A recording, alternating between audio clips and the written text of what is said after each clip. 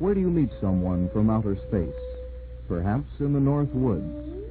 Joe Simonton of Eagle River, Wisconsin, spins a yarn about an April morning in 1961. A morning when, he says, he came face to face with another world. Right here is where this flying saucer, this UFO, landed. Right here about where I'm standing. And it was a big, huge thing, and I wondered what the heck it was. I was in my kitchen having a bite of lunch, and I turned around, put the dishes in the sink, and I looked out the window, and that's when I first saw this thing coming straight down, just like an elevator.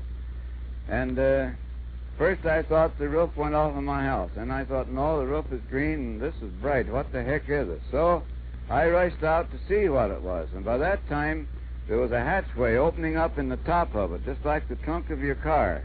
And in there stood a little man.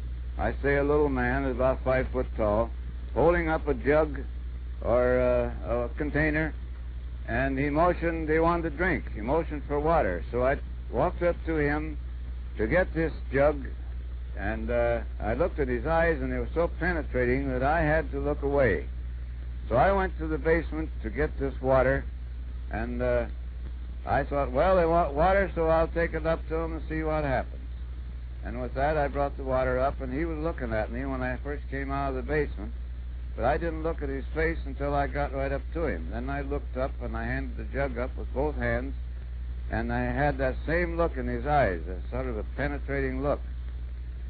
And when he took the water, I balanced myself with this hand against the machine, and I stepped back a few steps. And then with that, he set the jug down, and he gave me a salute with the back of his hand, a gesture of thanks, I presume. And then, well, I gave him my salute. What am I going to do? So I noticed this little man, same size of a man, right to the right side of the hatchway, cooking these pancakes, which I have one here yet. He was frying these pancakes, and I pointed to him and made a gesture like eating. I thought maybe I'd get a conversation out of him. Nobody was saying anything. But he didn't say a word. He just reached over and he got a handful of them, 4 of them, and he handed them down to me, and they were hot and greasy. And this man cooking these pancakes, it was on a square grill-like concern. I couldn't see any flame, but it seemed to be very hot. There was smoke coming from it. And if that was their food, God help them, because I took a bite of one of them, and it tasted like a piece of cardboard. And if that's what they lived on, no wonder they're small. And with that, he reached up and he closed this hatch with a heavy thud click like when it latched. And you couldn't a bit more see where that hatch was than you could see a hole in my hand. And with that, the thing started to raise just like it came down. Everything was timed perfect. It went up about 20 feet.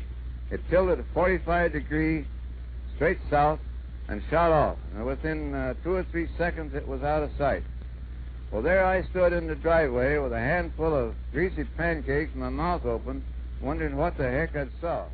It is outside the realm of the Air Force to pass judgment on Mr. Simonton's case. However, the pancakes that he turned over to the Air Force were turned over to the Food and Drug people, and they were analyzed as pure buckwheat pancakes.